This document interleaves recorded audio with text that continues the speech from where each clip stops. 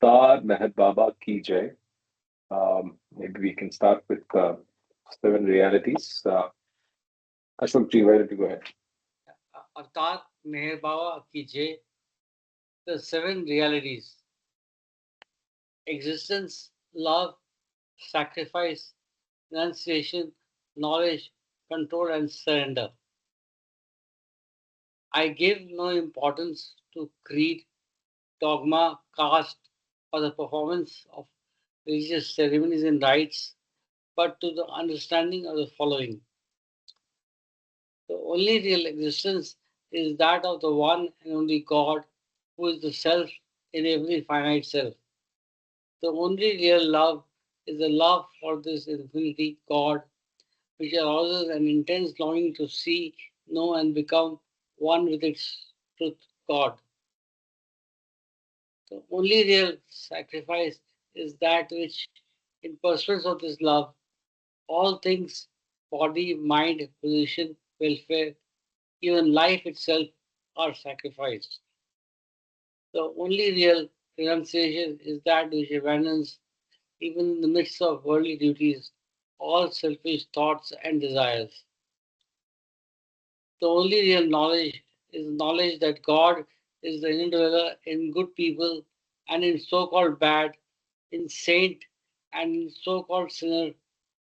This knowledge requires you to help all equally as circumstances demand, without expectation of reward, when compelled to take part in a dispute, to act without the slightest trace of enmity or hatred, to try to make others happy with brotherly or sisterly feeling for each one, and to harm no one in thought, word, or deed, not even those who harm you.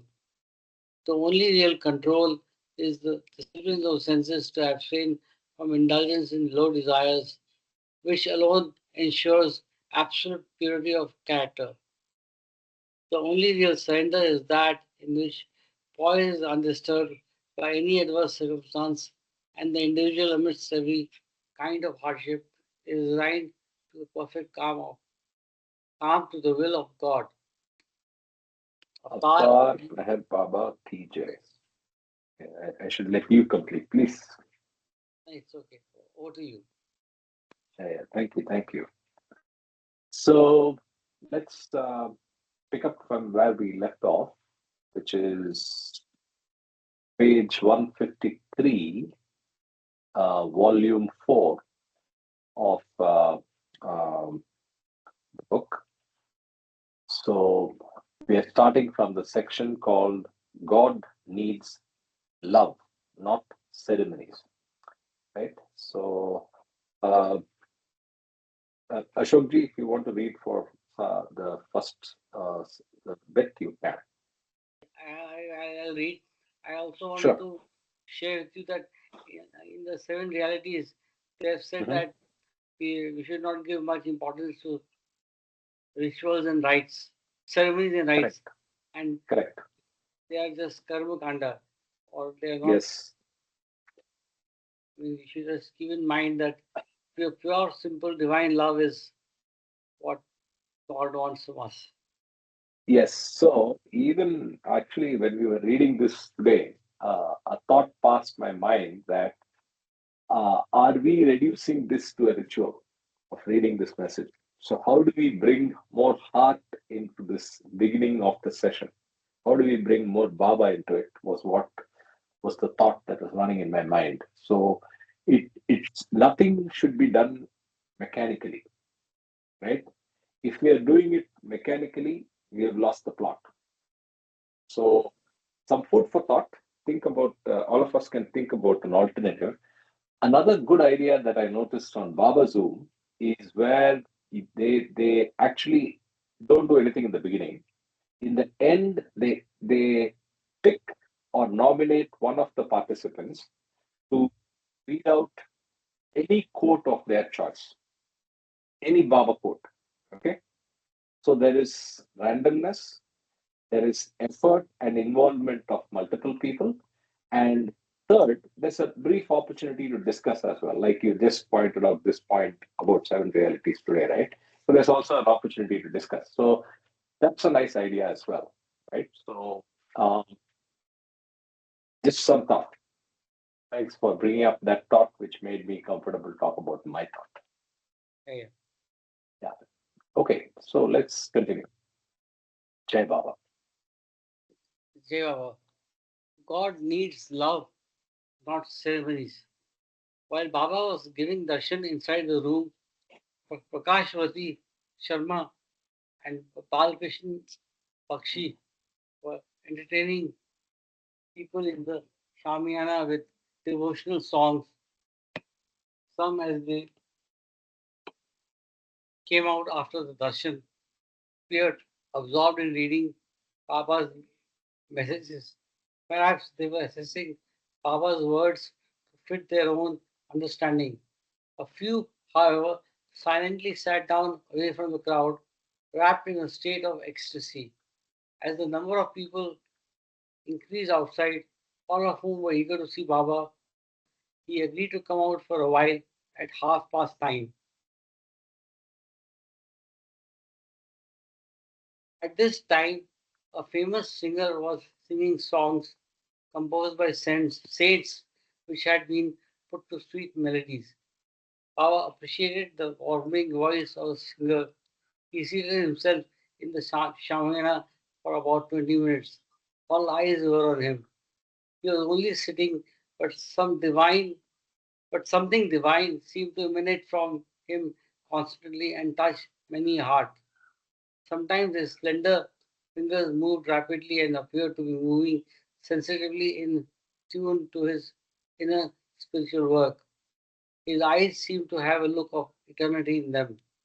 Baba returned to his room to distribute prasad, and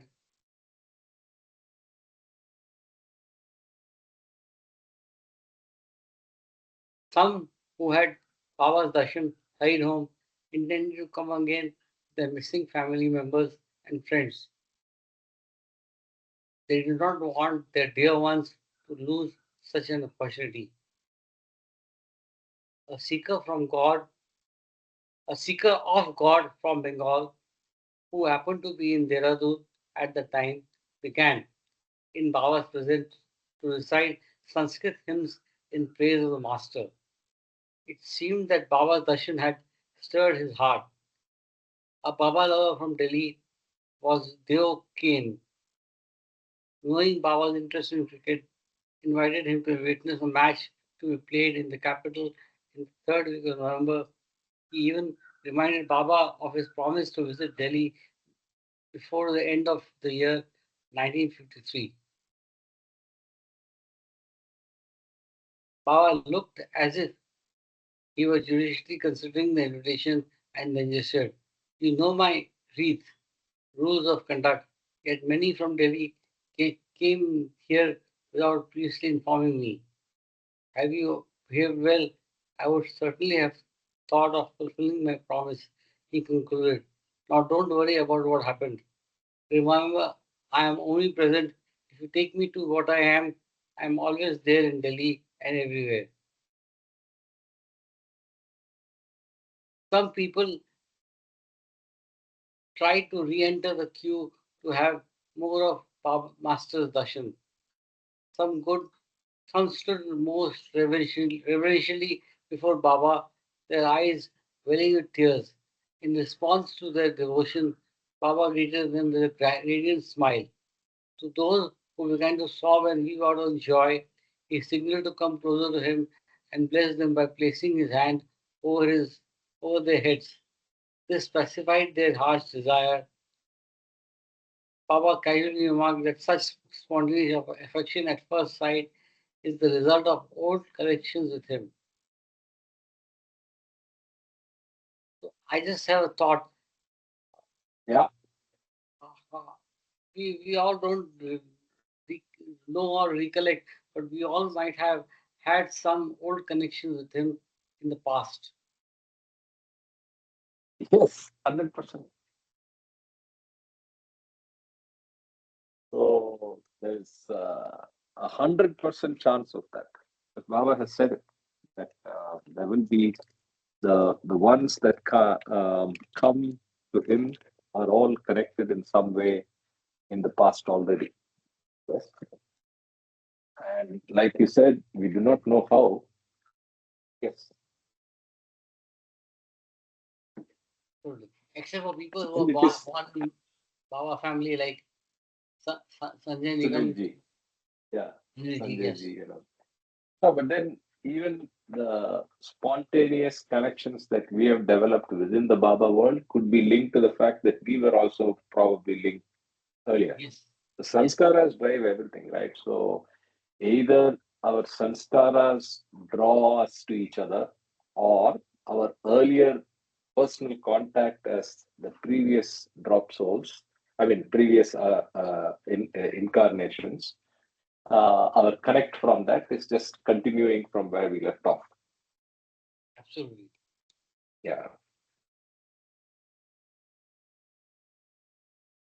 Among the distinguished visitors, a retired district judge who was also a vice chairman of the Theosopha- Theosophical Society was very impressed with Baba. He had also studied the Baba literature. He asked permission to say a few words. On Baba's consent, the gentleman spoke with great fervor and emotion. He quoted some verses appropriate to the occasion from the Guru Granth Sahib, the holy book of Sikhs. Baba looked pleased and conveyed, God needs love, not ceremonies or shows. This love has to be so profound that when the heart loves him, mind should not be aware of it. Karthik, I think it's this Yeah, last. absolutely. Absolutely. So in this, so much in this last phrase, so profound that when heart loves him, mind should not be aware of it. Amazing. Can somebody explain that little better if that made more sense to you? Yeah, so what I take away from How that is there should be no influence of the logical thinking in your expression of affection for him, in the sense that uh, what comes spontaneously should let should be let to flow, whereas the ones with mind dominance question a spontaneous eruption of love for something, an expression of joy for something, reverence for something. So when we get love or reverence for Baba, mind should not even be aware of it. That's what I'm taking away from it. And I'm sure I am guilty of that. I always think, oh, okay, why, how, which, the logical questions pop up. But then, it's amazing that he's making that point as well. Yeah, sure. I just want to add that God needs love, not ceremonies or shows.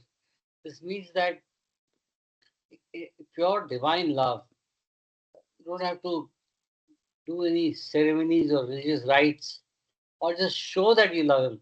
You love him internally, and that's your connect with your within yourself, with you and with him. Even if others don't know about it, it's okay. Or you don't have Yeah, yeah. to display. Yeah, that's first part. I think the question from Sunilji is more about the second part, or Okay, okay. is it both? I don't know.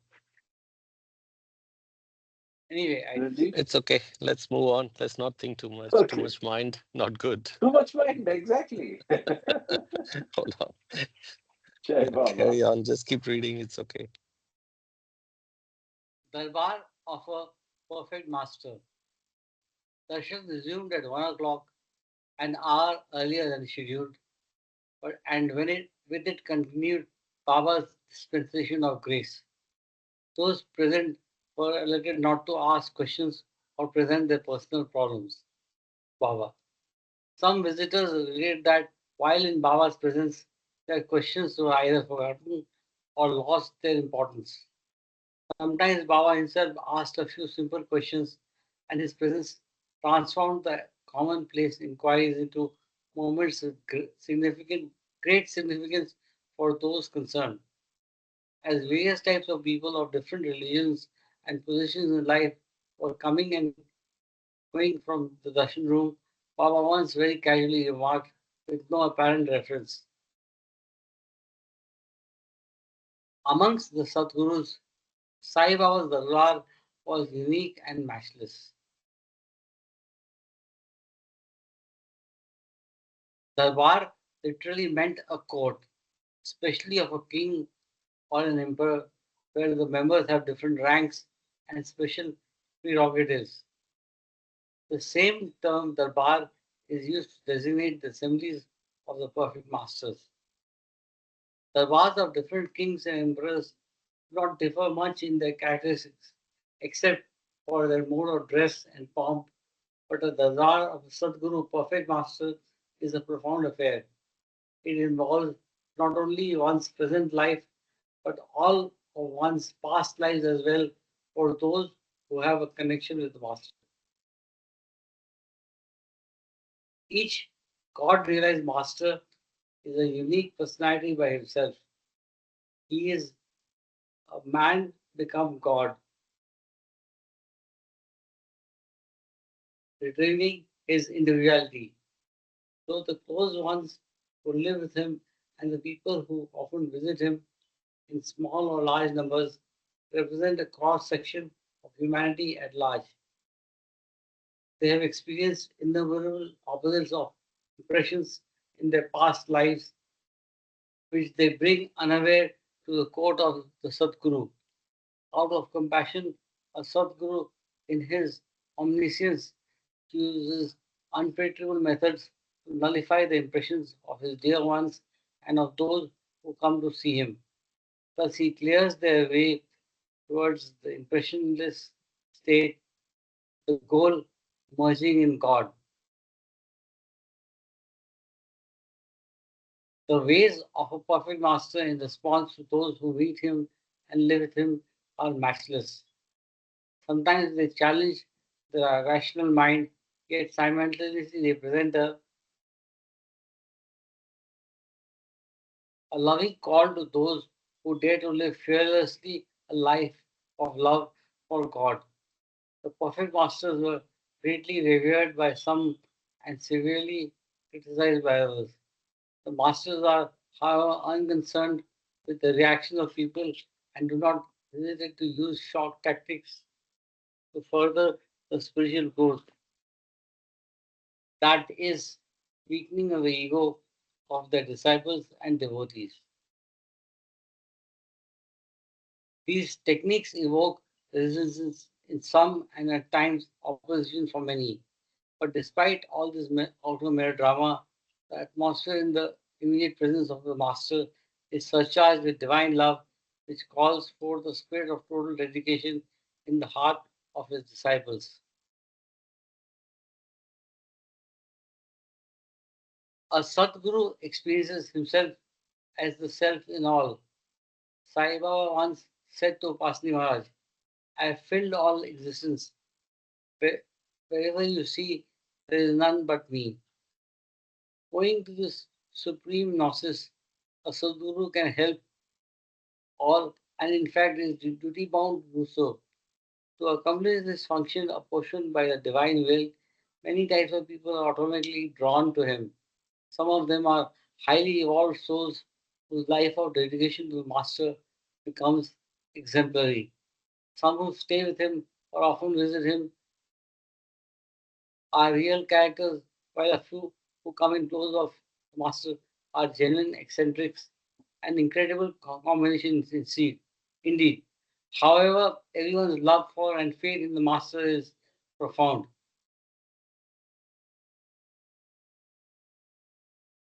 The Master loves all equally and uses their energies to pass on his help to humanity.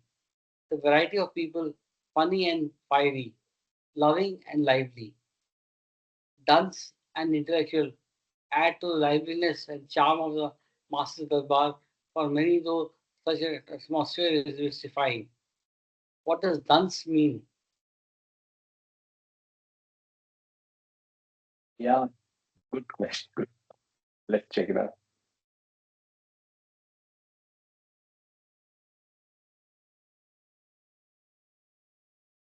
a person who is slow at learning, a lively, dense, and intellectual. So opposite of intellectual. Yes. Yeah, Right. they are, yeah, fool, idiot, stupid. I think, yeah. So he's contrasting funny and fiery, lovely and loving and lively, dense and intellectual.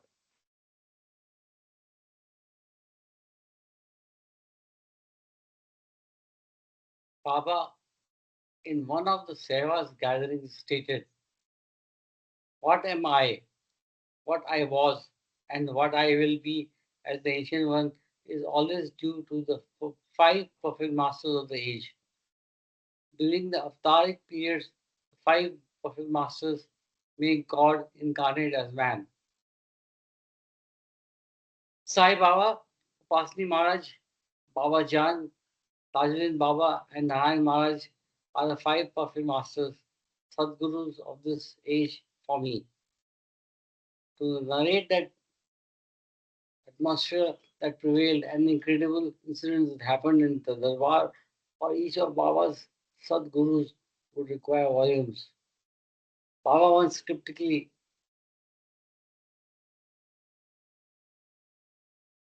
remarked, "All the five Sadgurus put together is Baba. So instead of writing anything about Meher Baba's Darbar, I may well say that it is included and translated the characters of the Darbars of his five masters put together. When God comes as the avatar, no conventional combination of types of people can define or limit the nature of his court. The lives of his close ones and their love for him are incredible. However, the beauty and unique quality of the Avatar's Darbar can be well imagined and appreciated by those whose quest for God is real and who are blessed with a great sense of humor. Historically, it has been observed that the atmosphere and pattern of the Avatar's Darbar is maintained for a century or even more, even after his dropping the body. Again, it's something Baba has said many places. Yes. Okay, if you're looking for rotation, this is fine, or we can continue for 10 more minutes and then change. Up Whatever, to you, Ashok. if someone wants to take over, it will be good. Any other volunteers who want to read now? I can take over. Sure. Thank you, Ashok ji. Yeah. Thank you, Karthik. Jai Baba. Jai Veerinder Baba. Singh had made Jai Baba. Veerinder Yeah, Singh I think had met Baba let's with start with the title God alone is worth yeah, living and dying for. Yeah. God alone is worth living and dying for. Veerinder Singh had met Baba in June. There's one some reference 51. And in that first meeting, he wholeheartedly accepted Baba as his beloved master.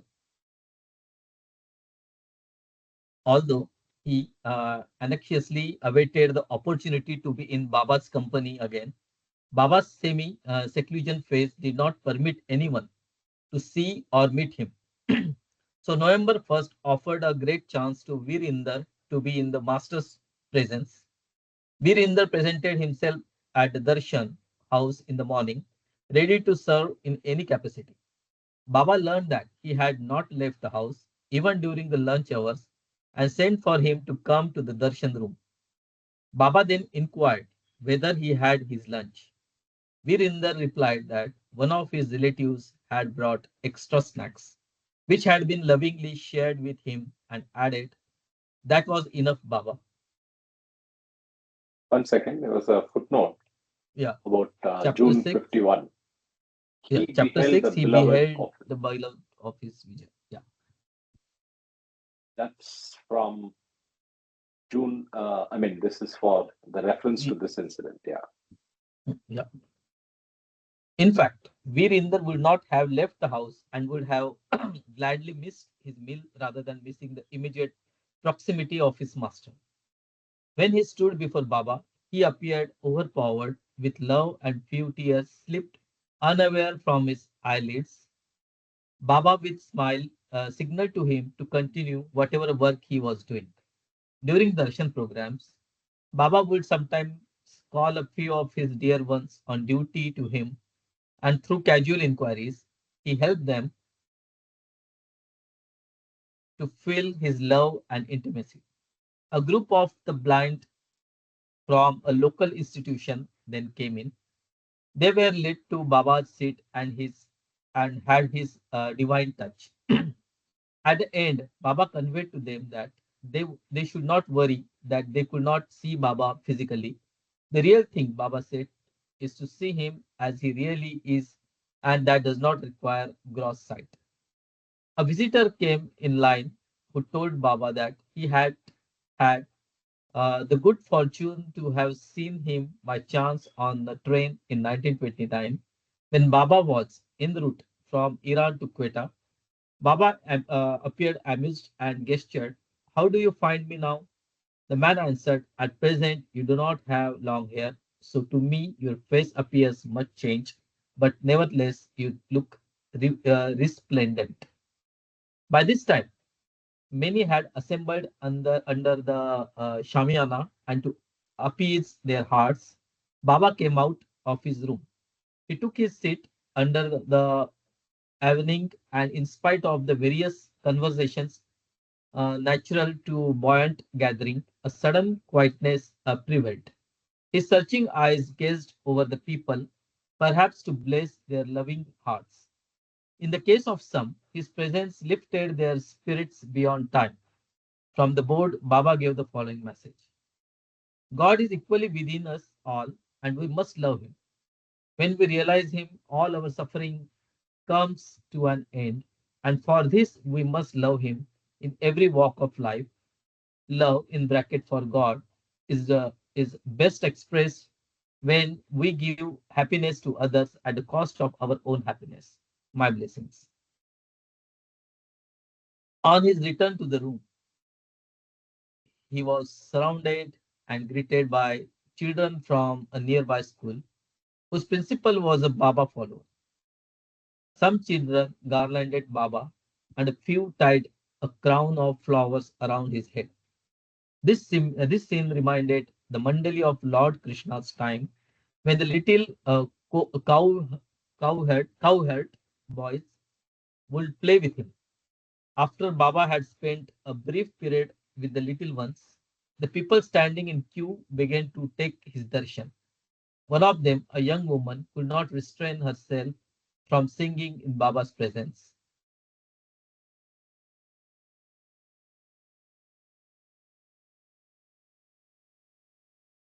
A famous song with the refrain, "He is really blessed who remembers the wholeheartedly from morning to eve." He is really blessed who remembers you wholeheartedly from morning to eve. From morning to eve. Yeah. People's love and longing brought Baba again under the awning. At this time, a group of women were performing Sankirtan, and they felt greatly honored at Baba's visit. They continued to sing, and the august presence of the God man, their songs of love for God sounded most poignant and revealed the depths concealed in wrapping of words. For the general public, Baba was pleased to convey the following: God is the only one worth living for and dying for. If we love him intensely and honestly, we find him in ourselves and in everyone. The least trace of hypocrisy keeps him away from us. When we find him, we experience infinite bliss. We then see him everywhere and as our own self. I give my blessing for that love which will help you to love God as he ought to be loved.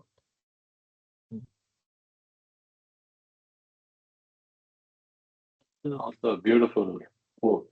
Yeah, yes. Let me read it again. God is the only one worth living for and dying for. If we love him intensely and honestly, we find him in ourselves and in everyone. The least trace of hypocrisy keeps him away from us. When we find him, we experience infinite bliss. We then see him everywhere and as our own self. I give my blessing for that love which will help you to love God as he ought to be loved.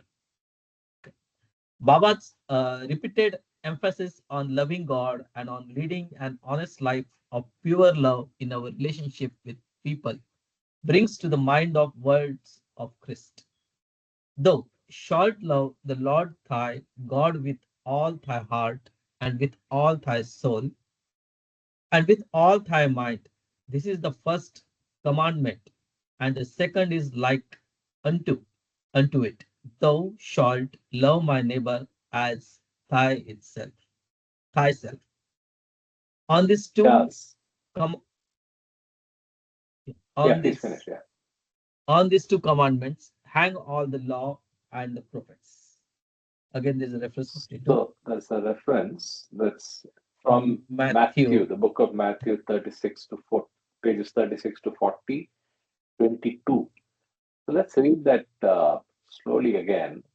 Thou Yeah. shalt love the Lord thy God with all thy heart and with all thy soul. So thou shalt love the Lord thy God with all thy heart and with all thy soul and with all thy mind. This is the first commandment. And the second is like unto it, thou shalt love thy neighbor as thyself. On these two commandments hang all the love and the prophets. So there's so much importance given to uh, loving God. And then the second part is loving everybody. So one is recognition of, equality and seeing God and everything. That's what I'm taking away. Anyway, we'll continue. But this is interesting. Yeah. And this is the second commandment. I think this must be the Old Testament. I'm not very familiar, but I'm guessing. Yeah. So, as Baba left for his room, he was announced that those who wish to receive prasad at Baba's hands should join the line, but not rushed into his room. Live One honestly, second. act. One second. I'll just. This English like thou Yeah, it's shalt tough. love. Yeah. Yeah, it's So thou is you. Thy, you. Yeah, you. yeah. The thy is again you. Thy heart. Yeah, Otherwise, what shalt is a way of saying shall. Uh, yeah, it's funny. It's a different old English. Yeah. yeah. Live honestly, act honestly, think honestly. The stream of people continued to pour into the ocean. Baba's darshan room. Amongst the visitors, Baba showed particular interest in one person. When he introduced himself, it turned out that he had yearned to meet Baba for a long time, ever since he had attended a lecture by Dr. C.D. Deshmukh on Mere Baba, the Awakener. During Baba's previous darshan program in March, a person who was overwhelmed with feeling touched Baba's feet.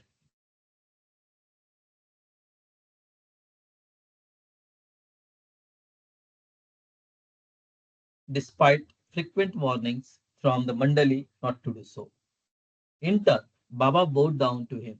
It seemed that such a undesirable occurrence was hindrance in his spiritual work. In the afternoon, finding the same man standing in line, same feared that he might repeat the same action again. This time, however, he restrained himself, which surprised all. The change in all devotees' attitude pleased Baba. He folded his palms and held them toward the person who enfolded them gently with great reverence. For a short time, a man stood quietly in a corner of the room and then left.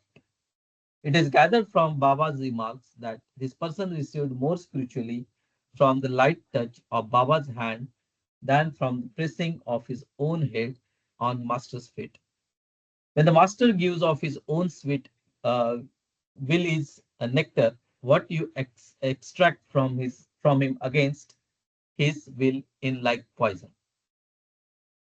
It was about 4 o'clock in the afternoon.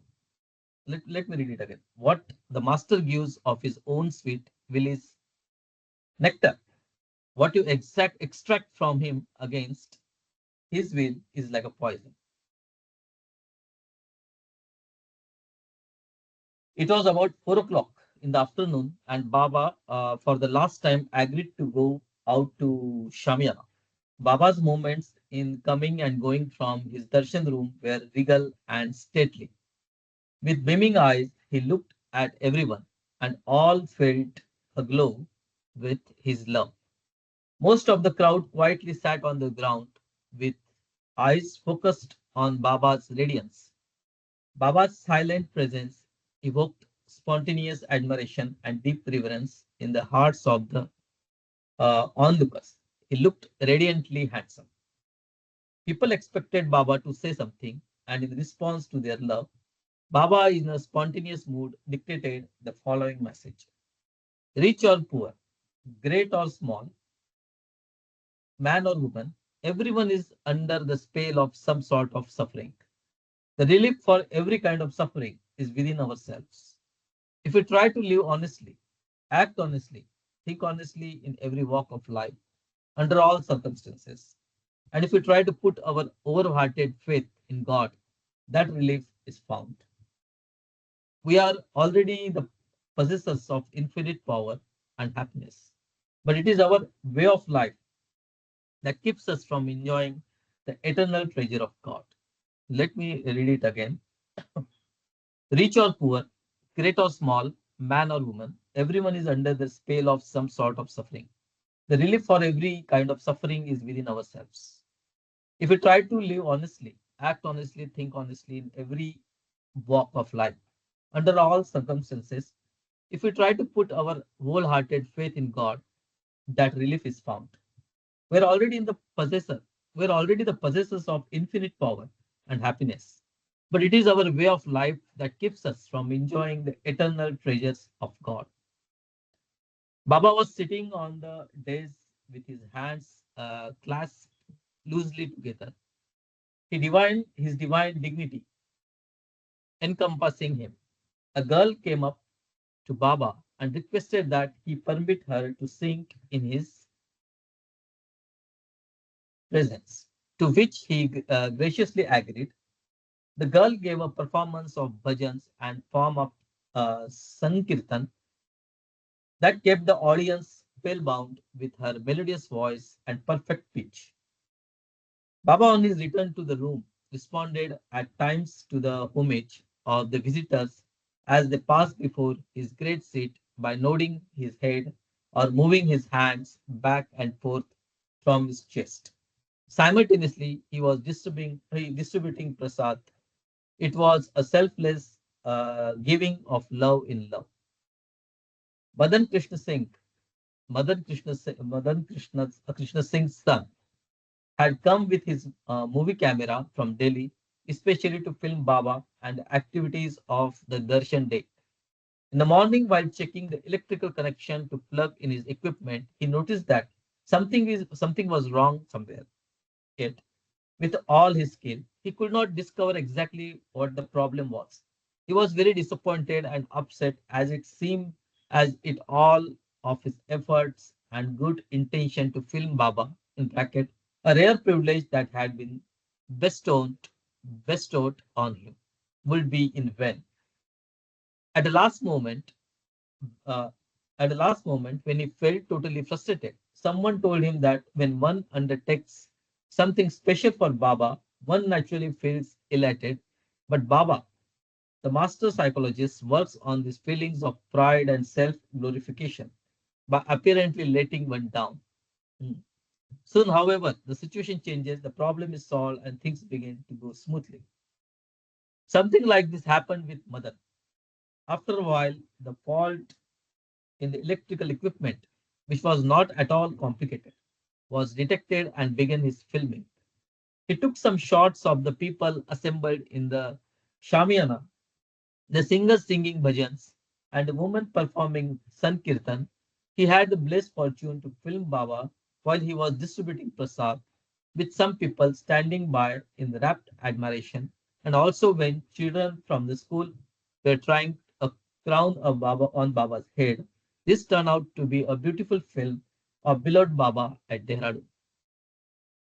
The Well, retired session judge, if I can pause you yeah, here for a minute, I think yeah, we all can relate to what happened to Madan in this episode.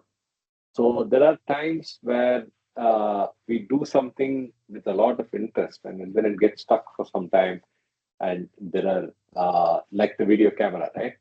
So, what do you think is the reason? It's maybe to do with the fact on how we approach that activity, whether there yeah, is I-ness in that uh, service opportunity, whether there is a sense of I think it's only self, that. It's basically yeah, lesser ego, love, ego, more and mind, more ego. self glorification, ego. So Yes, maybe that yes, kind of, yeah, yeah. correct. And then Baba gently prods you Crush, and crush your ego. correct, Yeah. correct. And that's necessary actually. That's a really required thing. That's really necessary. Anyway, yeah. Yes, yes. Any others? Any Uh, thoughts? Correct, correct. Yeah. Yeah, ego sometimes is something very big, but there is a very subtle kind of pride that you carry when you do this kind of activities. Oh, I'm doing this, you know. It's not ego in a sense of a very heavy message, but something very light, you know. Something on a positive note also it becomes uh, a bit of a ego actually, which Baba, Yeah, was, it's very subtle actually. Many times, the most very, devoted very, people and very most correct. loving people have this problem with Baba cures by giving these kind it's of very pills. it's Yeah, very difficult also. It's very yeah, difficult yeah, also yeah. to get rid of it. Even though you know that's And not correct, and but Baba, and without that you mm, cannot do that activity actually. But that yeah, balance, finding that balance is only we get by Baba's blessings. yeah, yeah. Even Yeah, though when you're when doing you repeat Yeah, volunteership, it, yeah. You have to arrange everything. You have to do this thing. Get this, get that, get that. Where is the power? You get that. But after some time, it gets to a point that Baba wants to bust it. Actually, yeah. Jai Baba. yeah, and it's no, very very difficult to good get rid of. Even though you know, very good subtlety pointed out by Sanjay ji. Yeah, Ashish, you're saying something. yeah, that's what I was saying. And it's very difficult to get rid of it. Even though you are doing volunteership at Merabat, still you will get something. Oh, I'm doing some samadhi duty. Oh, I'm doing this kind of duty. So that Yeah, even though you know this is not good, but you will get that internally somewhere. Oh, that's what I just wanted to say. yes, yes, correct. Hmm. Okay, so let Okay, me continue. the The retired, yeah. retired session judge who had visited in the morning came again in the afternoon. This time accompanied by his wife. With profound respect, they greeted Baba, who very lovingly gestured, "I am happy with you. Try to find me in you." The judge politely responded, "But Baba, I do not know how, where to begin." Baba smiled and replied, "Simple. Think of me as much as often as you can. That will open up the way." It was nearing 6 in the evening. Beloved Baba had been giving darshan in the second session for almost 5 hours. Starting at 5 in the afternoon, it was frequently announced over the microphone that Baba would not see anyone after the specified 6 p.m. Now, at the end of the day, the tempo of darshan reached its peak. Everyone standing in queue wanted to see Baba, but that didn't seem possible in the time remaining. So, little before 6, Baba, out his loving concern, visited the Shamiana so that everyone could at least see him, although all were not destined to receive prasad at his hands. As Baba reached the dais, everyone looked intently at him. On his arrival, the whole atmosphere seemed charged with his loving presence, and his irresistible love look hold for their hearts. There was a glow of divine radiance on Baba's face, but he also looked humanly tired. The gathering was informed that none should approach the mandali with a request to see Baba after 6 p.m.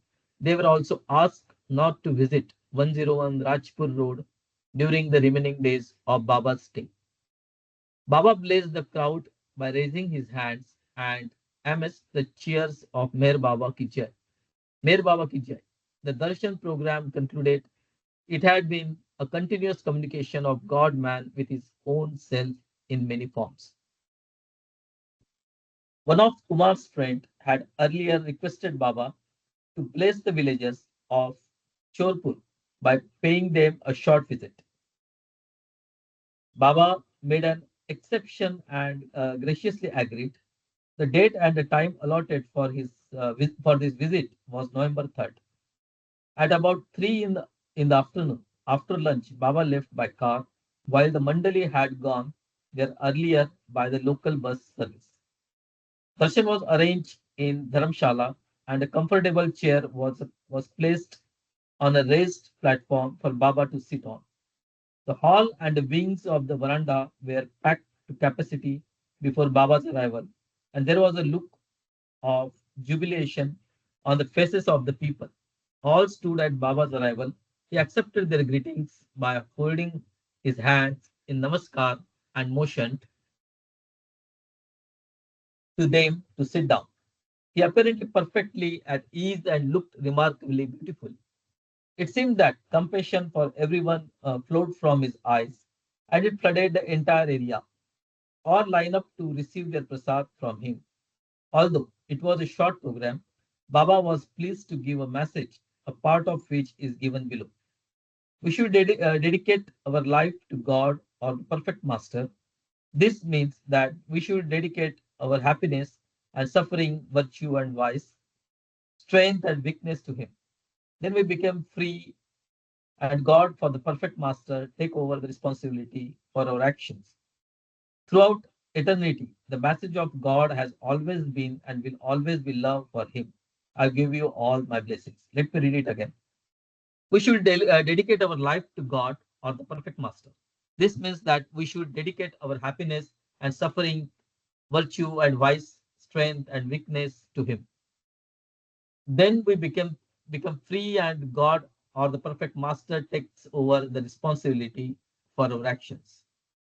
Throughout the eternity, the message of God has always been and will always be of love for Him. I give you all my blessings. Yeah, I'll just mark it out. Yeah. The message, the message was translated into Hindi and was read out to the public. At the close of this visit, an accountant at local bank, being perhaps good at calculations, asked Baba, "What is the easiest way to realize God?"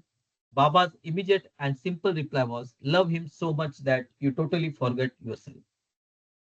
Every darshan of Baba's was fresh dispensation, a new descent of His grace. Its recipients, the darshanatis, as they stood before Baba or Prasad by him, looked happy and relieved. Silently, in an infinite variety of ways, Baba's presence acted as a balm, while his grace quietly adjusted lifetimes of sanskaras by awakening love in their hearts. Many individuals could not contain this newfound love, and it spilled over in the tears they shed or in the words of praise they could not restrain. Just a moment in Baba's presence, light a never dying flame, which, if hidden, will illuminate one's path to Him. Once a person has the avatar darshan, in person or in spirit, or even in films or dreams, it stays, it blossoms, it flowers, and it bears fruit.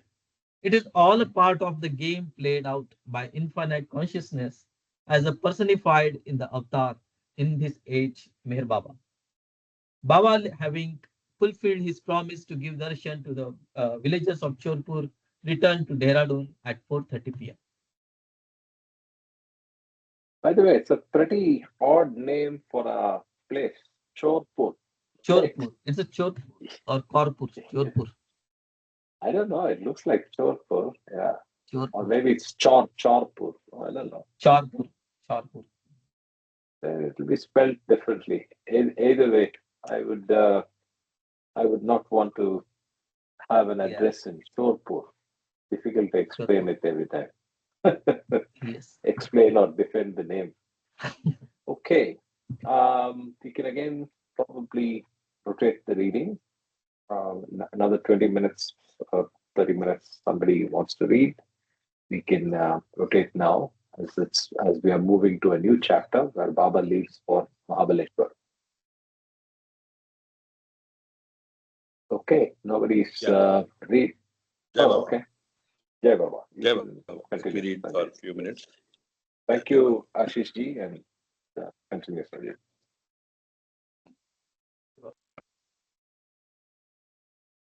Baba. My eyes are not very clean. Okay. Baba leaves for Mahabaleshwar, 1953, part 10. Intimation of Lord's Darshan. Baba's long stay at Dehradun was coming to a close.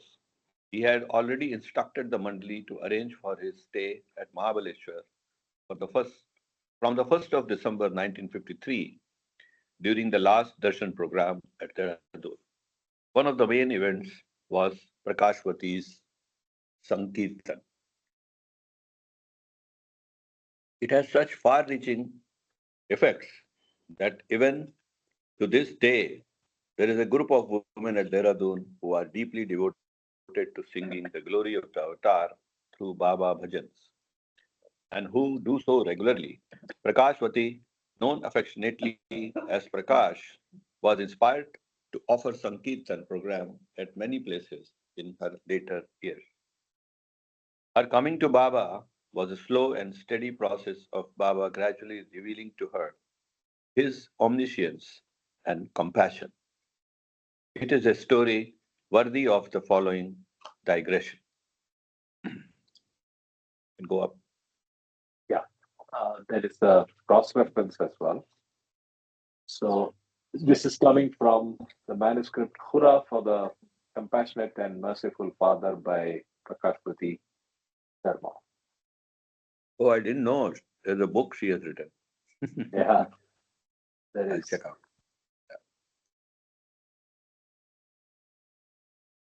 Yeah. From a very early age, Prakash was an ardent devotee of Lord Krishna. She loved to sing bhajans addressed to him and longed to see him. In the late 1930s, she received word that a 7-year-old girl named Pashi, while wide awake, was seeing and conversing with Lord Krishna. Prakash earnestly wished to meet this girl, but when she reached the place where Pashi was residing, she found many people already assembled. In fact, there was a big crowd, sort of village fair. Prakash was of two minds to stay there and wait as long as necessary, or to go home and return after a few days. Finally, she resolved to wait until she could meet Pashi. The moment she determined not to leave, to her utter surprise, she heard her own name and residential address being called out. She was ushered into Pashi's hut for an audience with this child of the Lord. And during their brief conversation, Pashi said, Lord Krishna tells me that your time for his darshan has not yet come.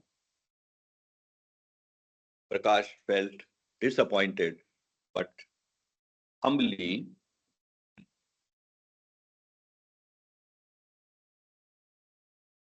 inquired when that opportune moment would be.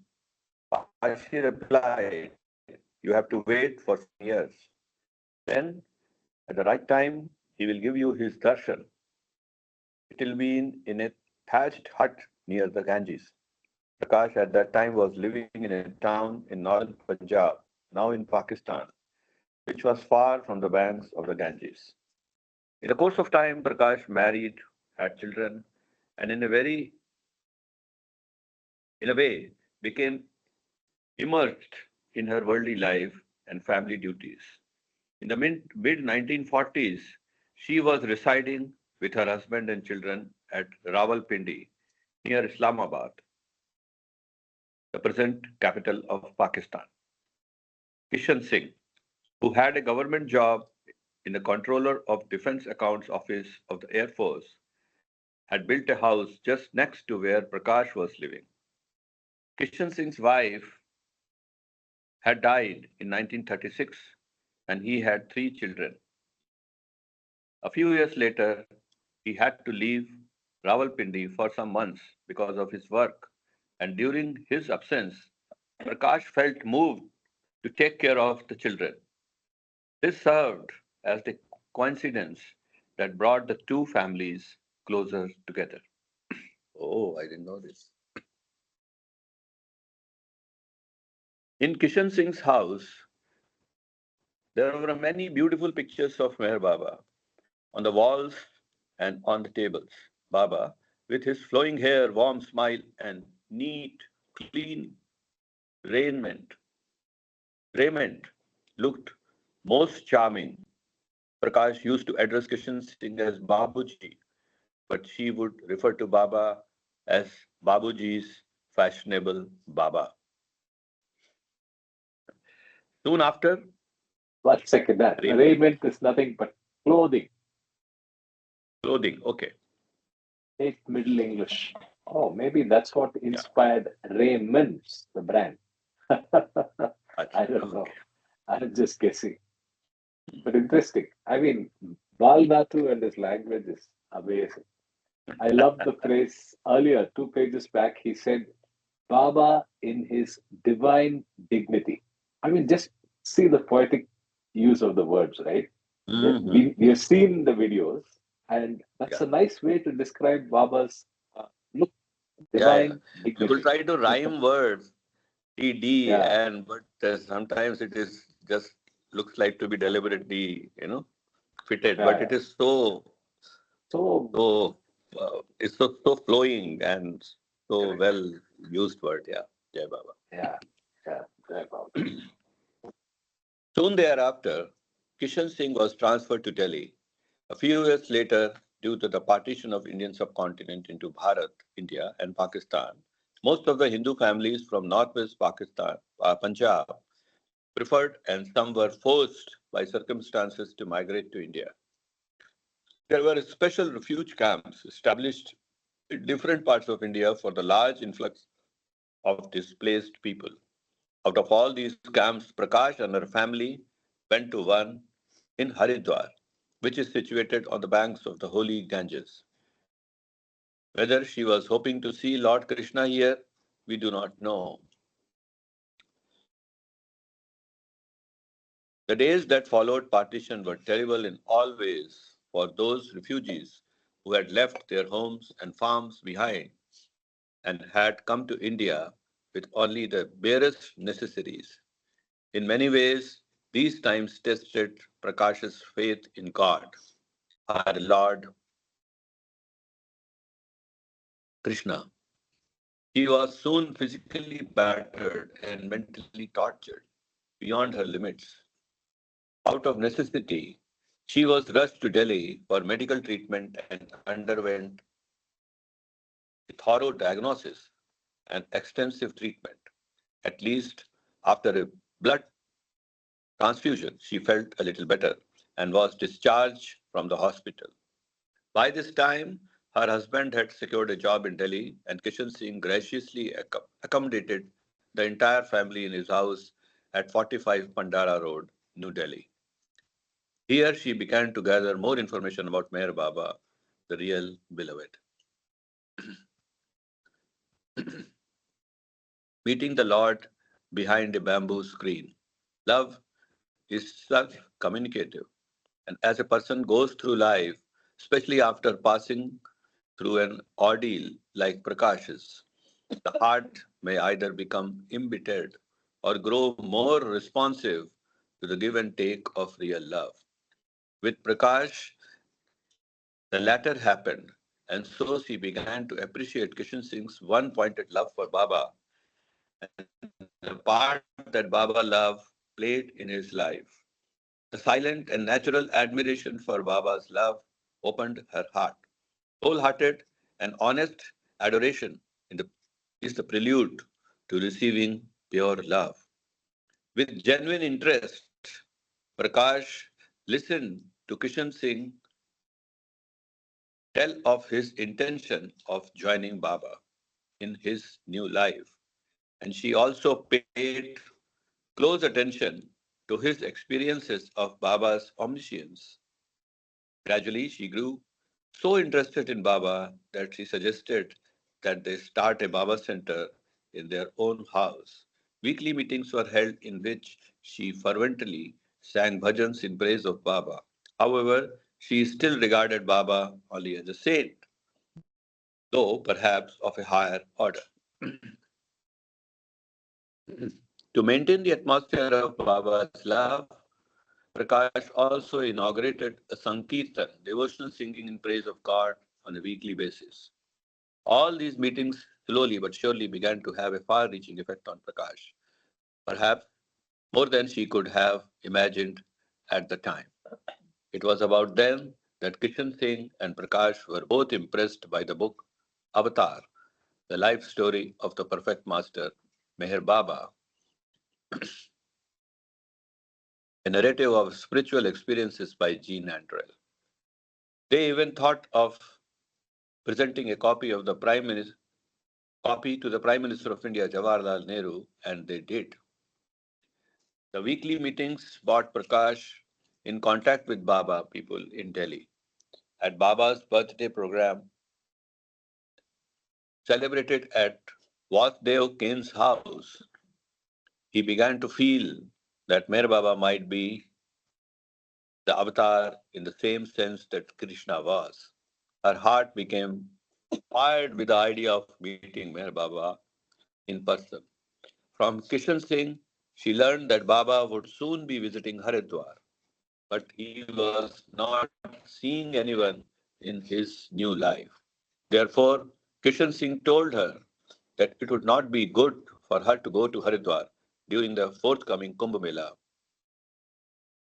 in April 1950, as she might thereby inadvertently disobey Baba's instructions.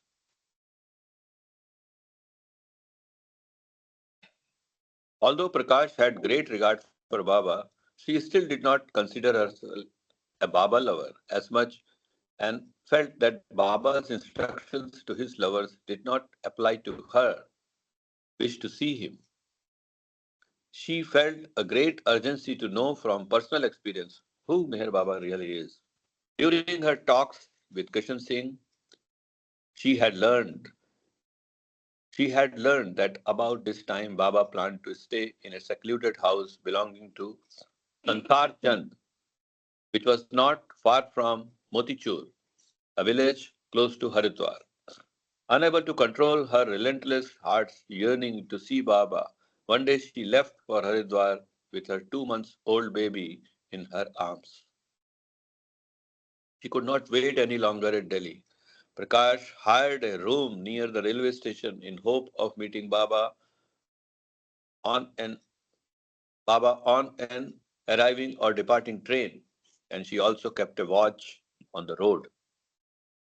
When the day passed without her seeing Baba, she decided to go to Motichur to search Baba's residence. She hired a rickshaw that evening, but the man proved reluctant to take Prakash there because the road led through a forest and she did not even know the exact location of the house. This did not deter however, however, filled with an overpowering urge to see Baba, she hired a horse cab and started out. After traveling some miles, the horse suddenly stopped on the road and refused to budge, in spite of a hard thrashing by the cabman. Prakash got down to ask a shopkeeper the whereabouts of the bungalow. He laughed aloud at her query and said, The horse seems more sensible than you people. The dumb animal stopped exactly before the place you are seeking. On being asked who stayed in that house, the man replied, it seems that a very rich businessman with an exceptionally charming face is staying there. But God has been cruel, for he has made him a dumb person. This was clear confirmation to Prakash that it was Baba's residence. Prakash noticed the gardener sitting outside the gate of the house, and she asked him, who stayed there? He replied, a most handsome Seth, a businessman from Bombay side, who unfortunately is unable to speak, has come here for a short stay. After entering the gate, Prakash noticed that someone was lighting a stove, perhaps for evening meal. He was one of Baba's mandali, and he told her that Meher Baba was not there, but he added that he might return the following evening. Prakash returned to Haridwar with glowing thoughts of meeting Meher Baba the next day and hardly slept that night with her heart full of expectations, mingled with the fear that Baba might not see her. She set off again for Motichur. It was late afternoon, and without any difficulty she reached the bungalow Baba was staying. This time, fortunately, Baba was there, and with his back to the door, was communicating with Iraj via the alphabet board. Prakash noticed an enclosure of bamboo screening, which provided privacy for the occupants. As she felt closer, Baba turned his full gaze on her, and she felt that he directly reached her heart for a split second. Seeing the bamboo screening and knowing that Motichur was quite close to the holy Ganges, Prakash suddenly recalled Pashi's words which had been conveyed to her in the 1930s. Baba beckoned her to come forward and asked her where she had come from. Remembering her conversation with Kishan Singh, she did not dare to give a direct reply. She said, Baba, I have come from a place where you have kept me. Baba asked whether she had been cautioned by anyone not to see him. To this, she again replied evasively, the gates of the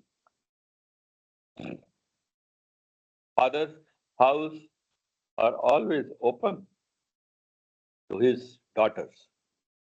Baba knowingly smiled and put his finger to the middle of his eyebrows, a sign that she was fortunate. When Prakash met Baba at Motichur, it was an overwhelming experience for her, and it was hard for her to know which part of it was true and which a dream. Baba lifted his hand on a loving farewell and good humoredly gestured. Now go back immediately to the place you have come from and remember one thing. If you find anyone coming to Motichur or Dehradun for any darshan, stop him. Prakash enthusiastically replied, I assure you, I will obey your instructions even at the cost of my life. Baba smiled again and Prakash left the house. As Prakash was about to get into hired cab, she noticed one of the Mandali Iraj rushing towards her, shouting, Stop, stop. When she approached, he said, Baba wants to know whether you know Kishan Singh and Prakashwati of Delhi. Prakash was greatly surprised and even felt guilty of having concealed her identity from the omniscient one. However, with a smile on her face, she said, Yes, yes, and then confessed to Iraj that she herself was Prakashwati, who was residing in Kishan Singh's house.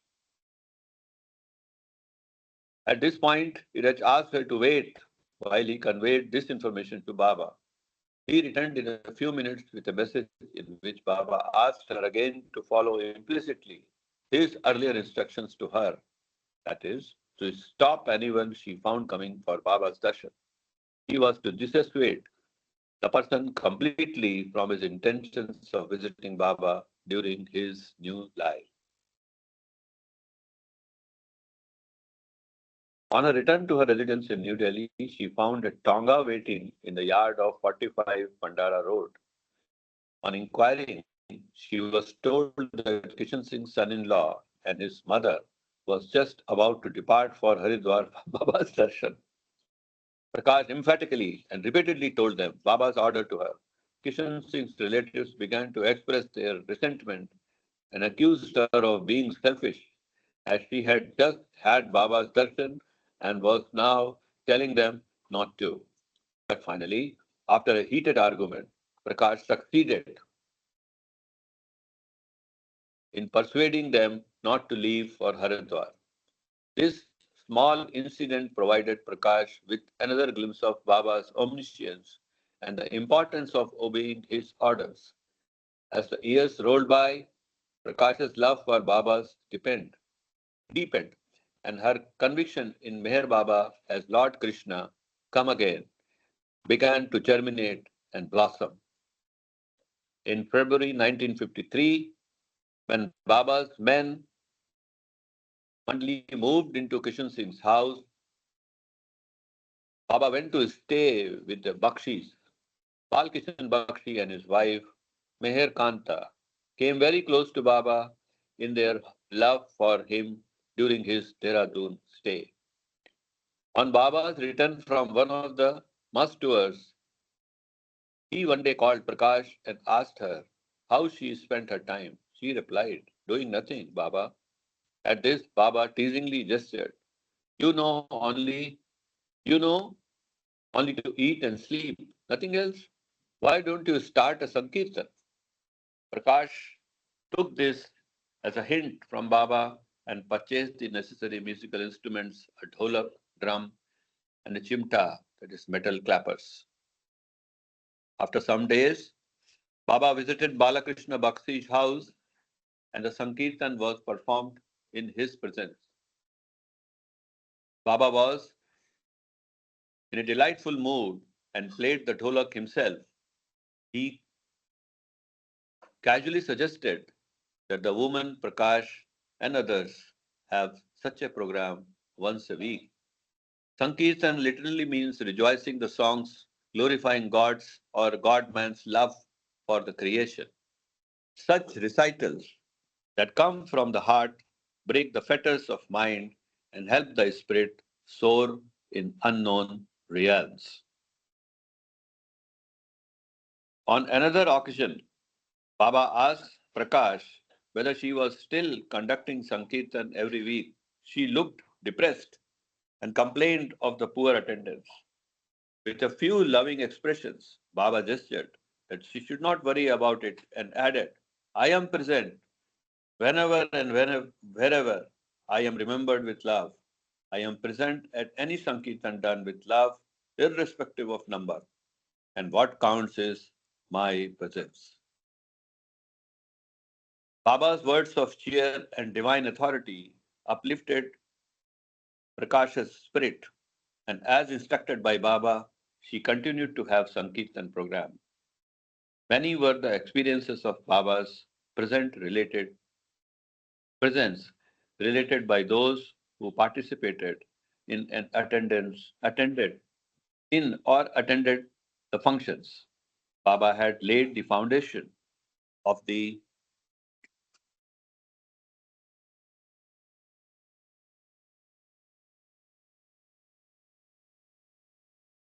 and he sustained it through his presence. So, on the 1st of November, as the darshan program was going on, Prakash and those with her had a marvelous time under the Shamiana performing their Sankirtan, a wholehearted offering to their beloved Lord Meher Baba, the center of each one's heart. Jai Baba. Baba. Maybe we can again Yeah, rotate the reading. I, Thank you, I Sanjay ji. had the opportunity to when I went visited Dehradun, suppose in 1989 sometime, the 25th anniversary of Dehradun Vrindavan, they call it, uh, celebration. Prakashwati's daughter was there, Kiran's mother. Vasudev Ken was there, as we just read. And we had Okay. the program also, the food and stay was arranged in Balkishan Bakshi's house. Uh, Oh, where yeah, Mandali has the stayed. hall, where the Sankirtan, the hall, there was a big hall and there were rooms around. And that's the first time I met Madhusudan. He visited. Yeah. Wonderful. So it was appropriate that you read this. So Balkishan Yes. Bakshi's house that's referred here was where Yeah. the Mandali I, stayed, right? That's what it was. yeah. It was Yeah. Yeah. saying. I think that is 52 Pandara, Correct. this road. No, no, no. 52. That I think is That road. Kishan Singh's house. Bakshi's house is where Mandali stayed, is what we read. Yeah. I Yeah. think. There is two Yeah. houses. Oh, okay. We 101 and 52 on the same road. Okay. And it Oh, roads okay. from there, this road takes you to Mussoorie. Now it is a Oh, okay. very posh area in a sense that a lot of development Yeah, has it's in taken the heart place of and a Delhi. lot of Correct. high-end shops. Yeah, yeah. Correct. Yeah. I remember visiting something or some place on Pandara Road. It's in the heart of town. Pandara Road And is in Delhi. We are talking yeah, of yeah, yeah, in Dehradun. the heart of town. I'm talking about Delhi. So it's in the heart of town, in the good part of town. Uh, so I was trying to Yeah. recollect where I encountered that or visited Pandara Road. Yes, yes. I did not know Pandara about Road is these a two. very posh area. Yeah, yeah. It Correct. is a lot of senior government secretaries and all that stay. Mhm. Lovely. Ah, So anybody wants to read for the last 10 minutes? Otherwise, I will read. Okay. So I will just read now. Baba's love for cricket. In the second week of November 1953, towards the end of Baba's stay in Dehradun, he expressed a wish to play a game. He expressed a wish to play a game of cricket with the Mandali at 101 Rajpur Road. Instead of asking someone to either purchase or borrow the necessary equipment, he surprised all by telling Kishan Singh to visit the Nalawalas, Keki and Penny. Their son Nausharwan, Nalawala, was very fond of cricket. According to Baba's instruction, Kishan Singh collected from the Nalawalas 2 wickets, a rubber ball, and a flat wooden plank, which Nausharwan and his friends used as a bat during their impromptu cricket games. With this makeshift equipment, Baba and the Mandali began to play in the open space adjacent to their residence. When it was Baba's turn to bat, he hit the rubber ball hard in all directions, and the fielders were kept busy running it down and retrieving it. The passers by were fascinated with this rare sight, and they stopped on the road and enjoyed the spectacle. Kishan Singh, who was one of the players, began to feel embarrassed that Baba had them playing with a rubber ball and a wooden plank instead of a real bat, as he feared his neighbors would think this too childish. When the game was over, Baba came into the house. He looked very pleased. Looking at the Mandali, he gestured. We had a nice game, but what sort of impression must it have created on the minds of the spectators? Perhaps this last statement was made to tease Kishan Singh, as Baba knew what was on his mind. Hiding his inner turmoil, Kishan Singh said that he would have easily obtained good cricket equipment, including a nice bat. He added that this would have looked better in the eyes of the spectators, especially those who had been deeply impressed by Baba's darshan and his profound messages of November the 1st. How exceedingly cunning is the mind! But Baba could be more subtle still. He did not even respond to Kishan Singh's statement, although he knew well what he meant. Every day, An English newspaper was first delivered to Baba's residence in the morning and a little later was sent to the men mandali to read. However, on the day after the cricket game, the newspaper was not received at the mandali's residence. That day, Baba arrived as usual, wearing a silken coat over a white sadra on his regular morning visit to 101 Rajput Road. With a radiant smile on his face, he looked as fresh and pleasing as the morning sun. On his arrival, he asked Kishan Singh, "Do you know today's special news?" Kishan Singh replied, "Baba, how can I know it when you're holding today's newspaper under your arm?" Baba had a twinkle in his eye as he handed over the daily. While browsing through the pages, Kishan Singh read with delighted surprise the headline: Members of Parliament to play cricket. The subsequent column was about a cricket match arranged between the President's 11 and the Prime Minister's 11. President of India, Dr. S. मैं ये Radhakrishnan. कह रही हूँ कि because we were busy, right? We had things to do, but it's Yeah, nice, Sunilji, different aspect. you have to mute your. Yeah, where were we? So, okay, the President of India, Dr. S. Radhakrishnan, was older than Baba. So, beloved Baba, with a charming smile, asked Kishan Singh what he thought of this unusual news. Kishan Singh kept quiet, but he definitely felt abashed at the unworthiness of the thoughts he had on the previous day.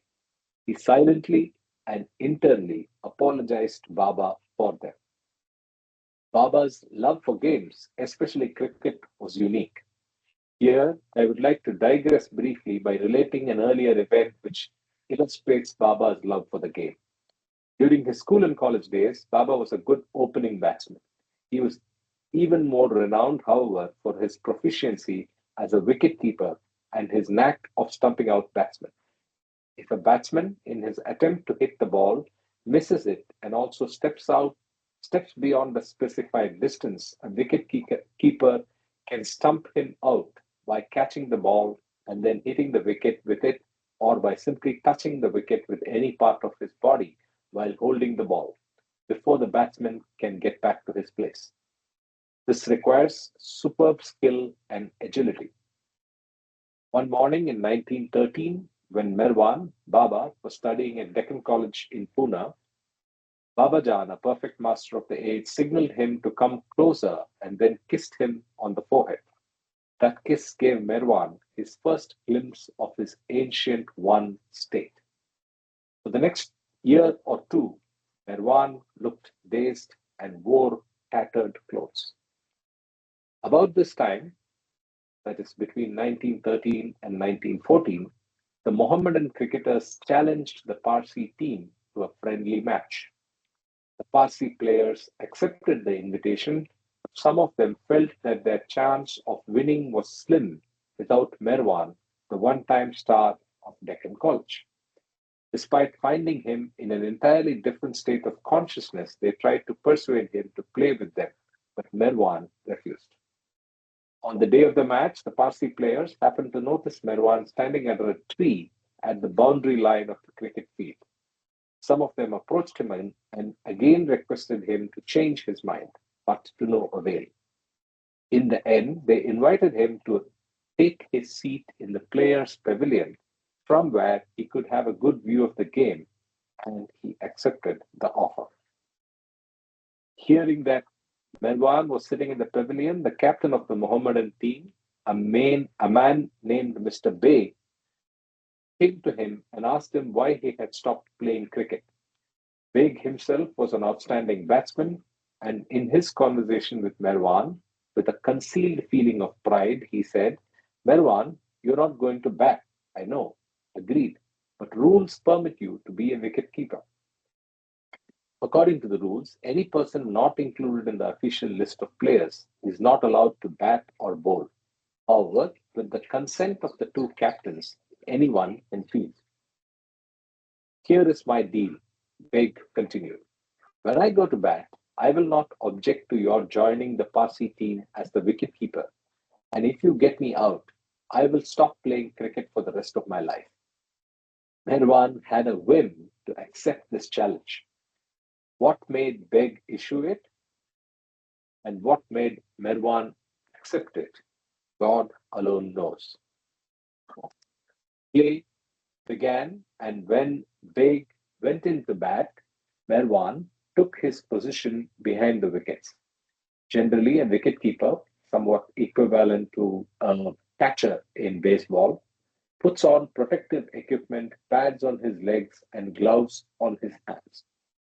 Merwan simply put on a pair of gloves and took up his position. The first over, six throws of the ball from the bowler to the batsman, presented Baig with no problems and he scored some runs. On the second ball of the second over, however, he was tempted to hook it to the boundary for 4 runs. He swung hard, moving forward slightly in the process and lifting his right leg, but he missed the ball, which was skillfully caught by Merwan.